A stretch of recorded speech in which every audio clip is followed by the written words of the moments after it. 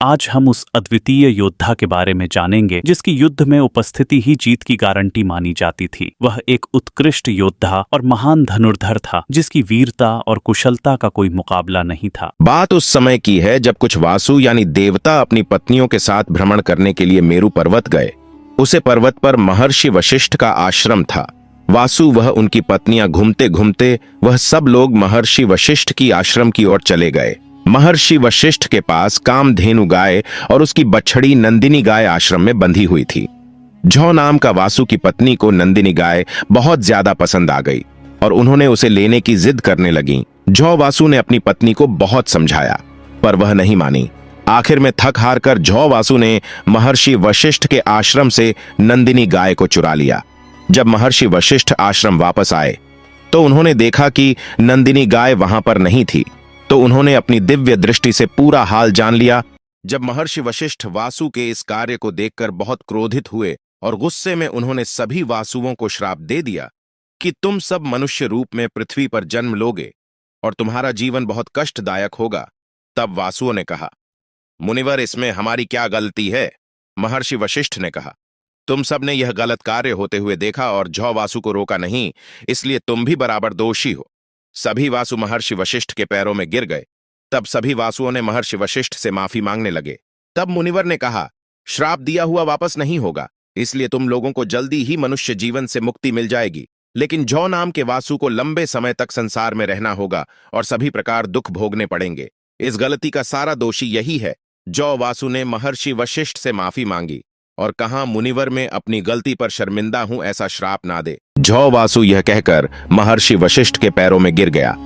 मुनिवर ने कहा कि तुम बहुत शक्तिशाली योद्धा बनोगे और तुम्हें युद्ध में विष्णु महादेव के अलावा कोई भी नहीं हरा सकेगा।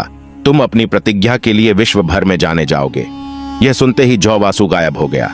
हस्तिनापुर के राजा शांतनु हर रोज नदी के पास जाते हैं और अपने पूर्वजों को जल अर्पित करते थे।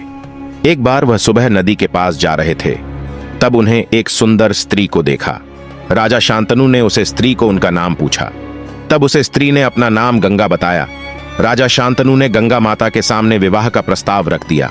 गंगा माता ने सहमति दे दी, लेकिन एक शर्त है, पर राजा शांतनु उसके कार्यों के बारे में कभी सवाल नहीं पूछेंगे। जिस दिन आप मुझे मेरे कार्यों के बारे में पूछोगे उसे दिन में चली जाऊंगी। बात उस समय की है जब उन्होंने विवाह किया और बाद में गंगा माता ने एक पुत्र को जन्म दिया, लेकिन गंगा माता ने उसको पानी में डुबो दिया। राजा शांतनु उसका कारण नहीं पूछ सके, क्योंकि उन्होंने वचन दिया था कि वह उनके कार्यों के बारे में कभी सवाल नहीं पूछेंगे। एक एक करके 7 पुत्रों पैदा हुए और गंगा माता ने उन्हें पानी में डुबो दिया। जब गंगा माता 8वें पुत्र को डुबाने वाली थी, तो राजा शांतनु हताश होकर खुद को रोक नहीं पाए और उनसे पूछ लिया कि आप अपने ही पुत्रों को पानी में क्यों डूबा रही है?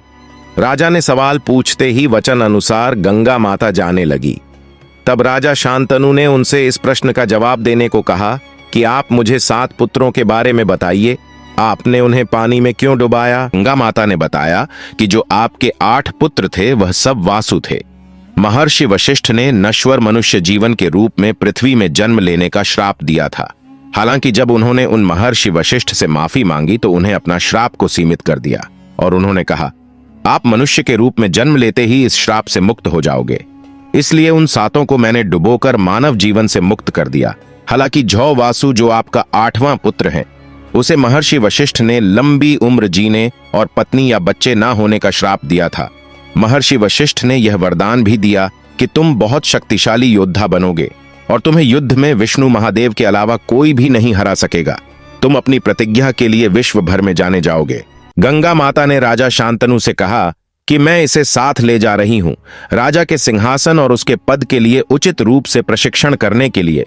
यह कहकर गंगा माता अपने पुत्र देवदत्त के साथ गायब हो गई। ऐसे ही समय निकलता गया और देवदत्त 12 वर्ष का हो गया। हस्तिनापुर के पास एक छोटा सा गांव है। वहां पर कुछ लुटेरे गांव वालों को लूट रहे थे।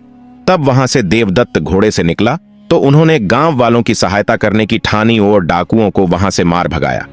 इस घटना के बाद उनकी वीरता का बखान चारों ओर हो गया। भीष्म पिता के किस्से सुनकर कुछ ऋषि आए और गंगा माता से कहा कि मां रक्षा करो, कुछ दानव हमारे यज्ञ में मांस मदिरा डालकर उसे अपवित्र कर रहे हैं। कृपया करके हमारी सहायता करें। तो गंगा माता ने अपने 12 वर्ष के पुत्र देवदत्त को उन ऋषियों की सहायता करने के लिए भेज दिया और पितामह भीष्म ऋषियों की असुरों से रक्षा के लिए जंगल में स्थित उनके आश्रम आ पहुंचे। और जब ऋषि यज्ञ करने बैठे तो पितामह भीष्म उनकी रक्षा में वहां उपस्थित हुए। कुछ क्षण बीत जाने के बाद असुर वहां आ पहुंचे और वहां उत्पात मचाने लगे। तब उन असुरों का सामना पितामह भीष्म से हुआ। असुरों के साथ हुए इस भीषण महायुद्ध में पितामह भीष्म ने असुरों को अपने बाहुबल से फाड़ कर रख डाला और ऋषि को उनके प्रकोप से हमेशा हमेशा के लिए मुक्त कर दिया।